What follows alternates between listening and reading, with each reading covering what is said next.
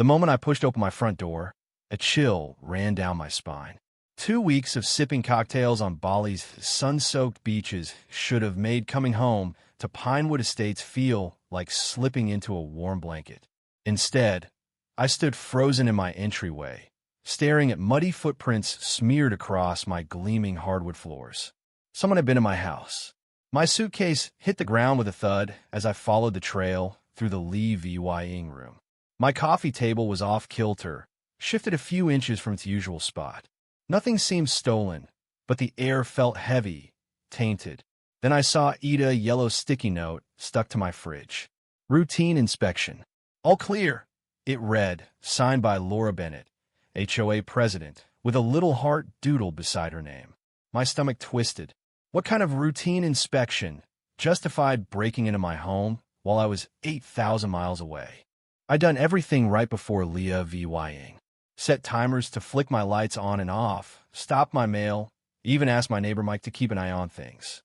Pinewood was a gated community, all pristine lawns and sky-high HOA fees that supposedly bought you security.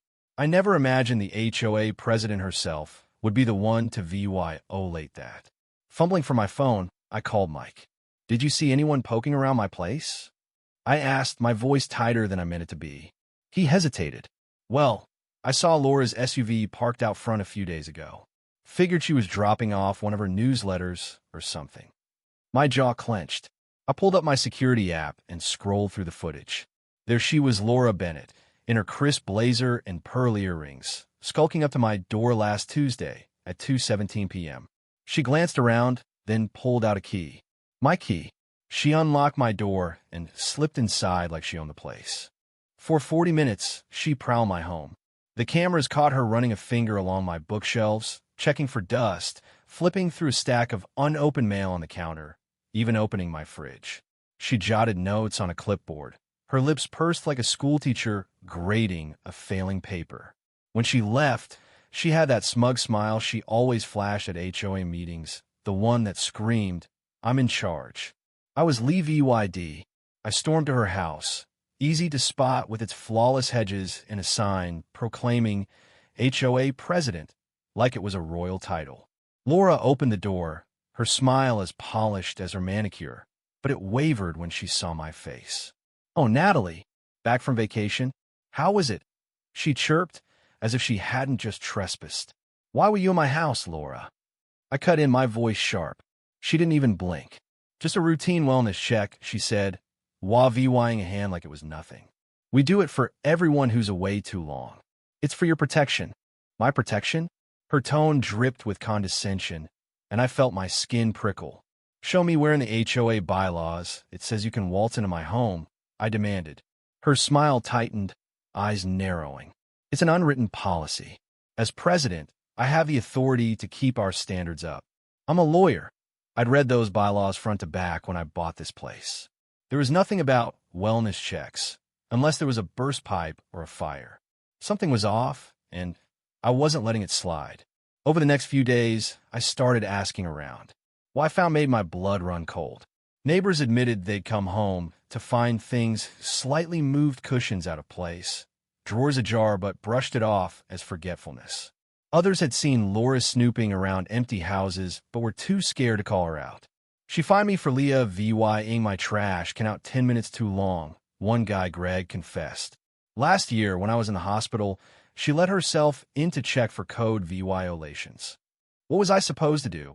It was worse than I thought. Laura wasn't just nosy. She was weaponizing her power. She'd been using a lockbox where emergency keys were stored meant only for real Crisesto, let herself into homes and dig for dirt on people she didn't like. I gathered everything. My security footage, neighbor statements, a highlighted copy of the HOA bylaws VYing her policy was nonsense, and proof she'd abused the lockbox. I filed a police report for breaking and entering, then prepped for the next HOA meeting. That Thursday, the community center was packed. Laura sat at the board table, gavel in hand, looking like she'd already won the night. When it was time for new business, I stood.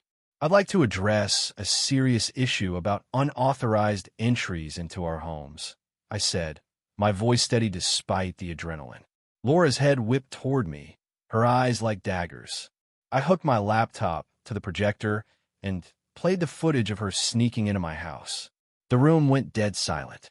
"This is our HOA president using an emergency key to enter my home without permission while I was on vacation," I said. "This isn't just against our bylaws, it's illegal." Laura's face turned beet red.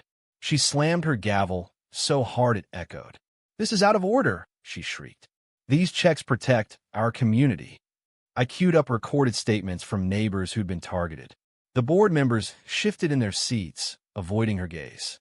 "There's no wellness check clause in our bylaws," I said, holding up the highlighted pages. "Emergency keys are for floods or fires, not your personal crusades." I nodded toward the back of the room, where two police officers had slipped in. Laura spotted them and shot to her feet, her chair crashing to the floor. "This is outrageous," she sputtered. "I was safeguarding our property values. People leave windows open, forget to turn off stoves, hide tacky lawn gnomes that violate our covenants. So, you admit to breaking into homes to hunt for violations?" I asked, my voice calm but cutting. The crowd gasped. Laura's mouth opened and closed like a fish out of water. "Someone has to enforce the rules," she screamed. "Without me, you'd all be painting your houses neon green and tanking our home values." She pointed at me, her fingers shaking. "You left your trash can out last month, Natalie, and your blinds aren't even the approved shade." The officers stepped forward. "Mrs. Bennett," one said, "you're under arrest for trespassing, unlawful entry, and abuse of authority." As they read her rights, Laura's composure shattered. "This is absurd," she wailed, her voice cracking. "I'm the HOA president. I have keys to all your homes. Who's going to keep this place in line now?" The room watched, stunned, as the woman who'd terrorized us over half-inch grass was let out in handcuffs, still ranting about her duty. The board member left in charge cleared his throat. "We, should probably hold an emergency election for a new president," he mumbled. The motion passed in seconds. 3 months later, Laura's case hit the courtroom. The judge wasn't buying her sob story about protecting the community. She got 18 months in prison for multiple counts of breaking and entering, plus trespassing charges from a dozen homeowners who'd come forward. She was ordered to pay Dula $25,000 in fines and restitution. As the gavel fell, Laura's perfect facade crumbled. "But who'll enforce the rules?" she sobbed, her voice echoing as she was led away. "Who'll save our property values?" I sat in the back, watching justice unfold, wondering how one woman's obsession with control had spiraled so far. Pinewood Estates was quieter now, but the scars of her reign lingered, a reminder that power, unchecked, can turn a neighbor into a trespasser.